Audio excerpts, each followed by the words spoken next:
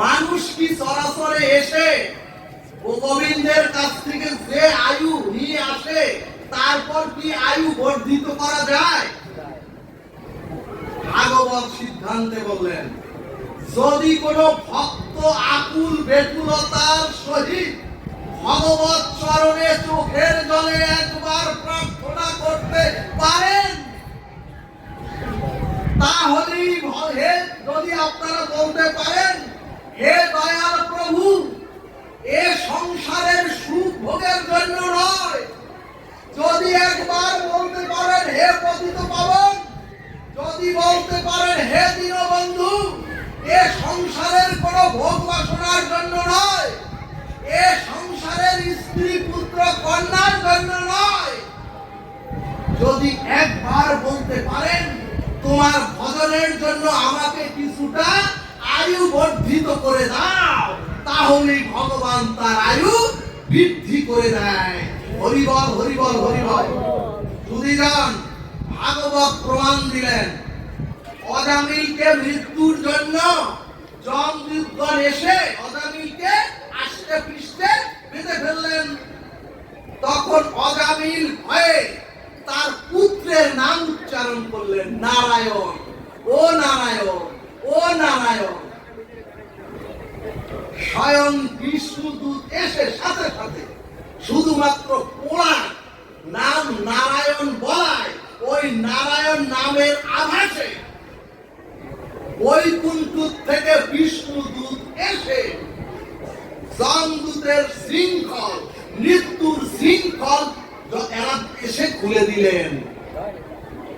তখন অজামিল তার পূর্ব, সে তো ব্রাহ্মণ ছিলেন, পূর্ব ভজন ভক্তির ফলে বুঝতে পারলেন, গোবিন্দের চরণে সমর্পিত হয়ে তখন বললেন, হে প্রভু, কৃপা করে আমাকে আর কিছুটা দিন সময় দাও তোমার ভজন সাধনের জন্য, তোমার ভজন করে তোমার পাদপদ্মে যাতে আমি স্থান পাই।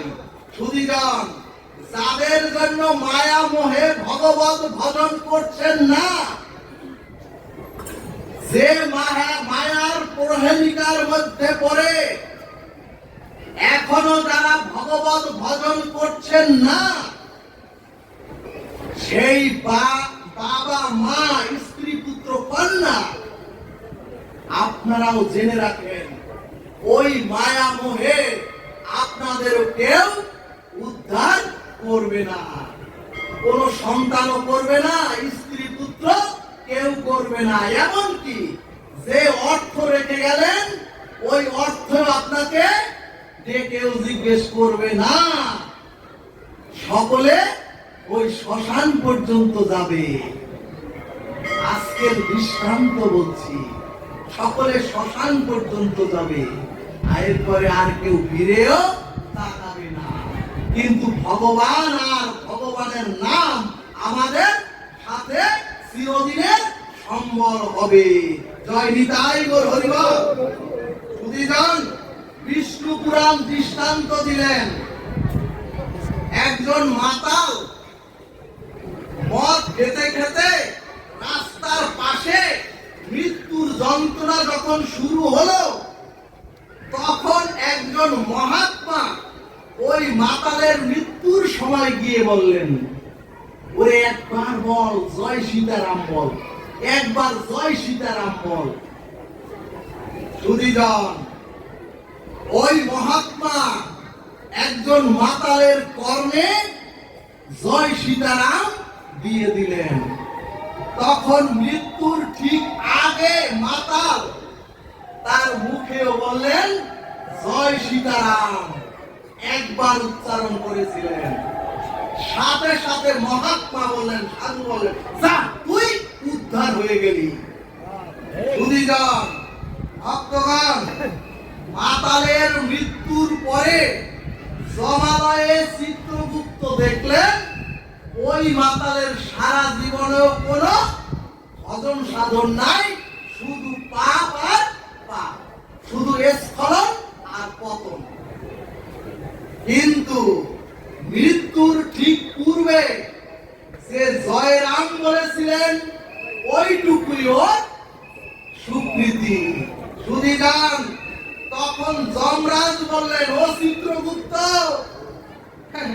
ভগবানের একটি নামের পূর্ণ ফল কি এটা তো আমি জানি না। তখন পাপীর আত্মাকে নিয়ে যমরাজ গেলেন স্বয়ং ব্রহ্মার কাছে। ভক্তগণ, কিন্তু ব্রহ্মা বললেন, আমি তো ভগবানের নাম নেওয়ার কোনো সময় পাই না, আমি তো শুধু সৃষ্টিতেই ব্যস্ত, শুধু সৃষ্টিতেই ব্যস্ত রত থাকি। তখন তিনি পঞ্চমুখে ভগবানের নাম করেন, সেই শিবজির কাছে গেলেন। বৈষ্ণব আনান যথা শম্ভুর কাছে গেলেন। তখন যিনি পঞ্চমুখে ভগবানের নাম করেন সেই শিবজির কাছে গিয়ে ভক্তগণ যখন এই কথা বললেন, তখন শিবজি বললেন, ওরে, আমি অনন্ত কাল ধরে নাম করছি, কিন্তু নামের মহিমা তো আমার জানা নাই। কাজী হে যম, তুমি যার নাম তার কাছেই যাও।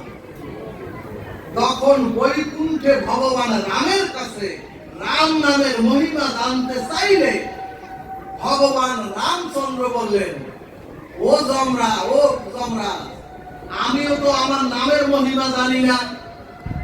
শুধিরা, এটা মানুষকে নাম নেওয়ার জন্য প্রলুব্ধ করছি না, এটা মানুষকে কলির যুগের হরিনাম নেওয়ার জন্য কোন প্রলোভন দিচ্ছি না।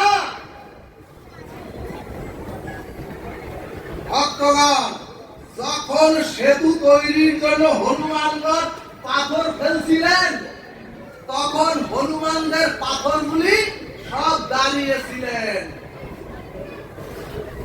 কিন্তু সুধীরা সব পাথর দাঁড়িয়ে নদীর জলের উপর আসতেছিলেন। কিন্তু ভগবান স্বয়ং রাম যখন পাথর ফেললেন, সেই পাথর জলে সব ডুবে যাচ্ছিল। ভক্তগণ, তখন হনুমান একটি পাথরে রাম নাম লিখে তখন প্রভুর হাতে দিয়ে বললেন, ও প্রভু, এবার একটু পাথরটা ফেলুন। ওই রাম নামের গুলে জলের উপরে পাথর আসতে লাগলো। জয় নিতাই গৌর হরি বল। অর্থাৎ সুধীরান, সেই মহা অপরাধী মাতালের আত্মা এক রামের মহিমায় বৈকুণ্ঠ ধামের যাত্রী হলেন। বলবান রাধা কৃষ্ণ প্রীতি তোমানন্দে হরি হরি বল।